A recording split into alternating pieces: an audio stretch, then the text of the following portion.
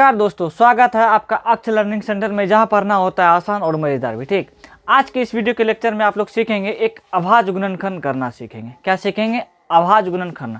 तो आइए सीखते हैं इस वीडियो के माध्यम से। तो सबसे पहले हम लोग समझेंगे कि आभाज्य क्या होता है, आभाज्य संख्या क्या होता है। आभाज्य संख्या उसको बोलते हैं जिसका गुणनखंड 2 होता है। 2 का मतलब एक और स्वयं, एक और स्वयं।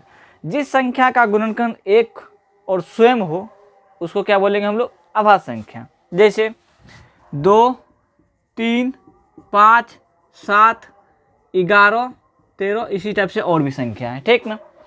इसमें क्या करते हैं हम लोग, जैसे 2 है, एक क्या है? 2 क्या है? आभाज्य संख्या है। तो आभाज्य संख्या का मतलब क्या है? इसको कौन कौन काट सकता है? संख्या 1 और 2, और कोई भी संख्या काट नहीं सकता है। ठीक। 3 को कौन कौन संख्या काट सकता है? 1 और 3, इसको कोई भी काट नहीं सकता है। ऐसी संख्या को हम लोग क्या बोलेंगे? एक आभाज्य संख्या। और एक सवाल दिया है एनसीईआरटी का, 140 को क्या करें? आभाज्य संख्याओं के रूप में लिखे। तो सबसे पहले हम लोग क्या करते हैं? आभाज्य गुणनखंड करना है। क्या करना है? आभाज्य गुणनखंड। ऐसे ही करते हैं। तो सबसे पहले क्या करना है? 2 से खिलाना है, यानी 2 से भाग देना है। किसमें? 140 में। तो 2 से खिलाएंगे 140 में, 70 दोनों कितना होता है? 140।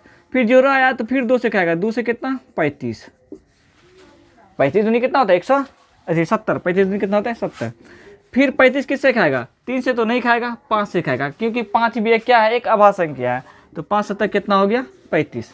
एक चीज़ और बताते हैं, अगर आपको आभाज्य संख्याओं के बारे में मालूम है तो आप आभाज्य संख्या में से कोनो भी संख्या से खिला सकते हैं, कोई दिक्कत इसमें नहीं होता है। जैसे मेरा मन क्या 7 आभाज्य संख्या, तो हम डायरेक्ट 7 से भी खिला सकते हैं। ठीक ना, कोई दिक्कत नहीं। इसको बोला एक आभाज्य संख्या के रूप में लिखिए। 140 को कर दिए टुकड़ा, 140 बराबर क्या लिखेंगे? 2। 2 गुना इधर 5 गुना 7, इसी का टुकड़ा ये है। यही है इसका क्या हो गया? आंसर। इसको एक और रूप है लिखने का, इसको हम लोग लिख सकते हैं क्या? घात के रूप में। 2 का है 2 गो, तो 2 पे पावर कितना हो गया दोस्तों? 2। यहाँ 5 अकेला तो 5 अकेला, 7 अकेला तो 7 अकेला, इसके रूप में भी लिखते हैं। ठीक।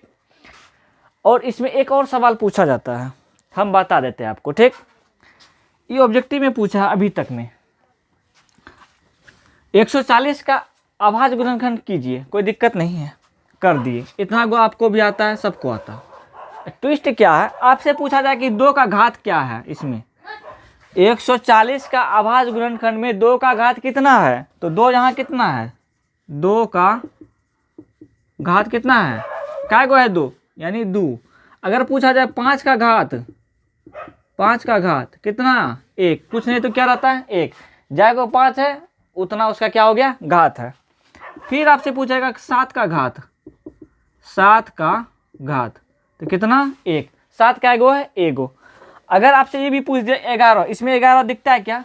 जो संख्या नहीं रहता है उसका घात हमेशा क्या होता है? 0।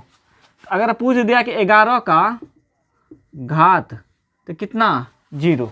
तो अब आप इस सवाल में कभी भी फंसने वाले नहीं हैं। एक और आता है इसमें, इसी में, तो अब बताएंगे इसका अगला ट्विस्ट अगला वीडियो में। ठीक, तो वीडियो को देखने के लिए धन्यवाद।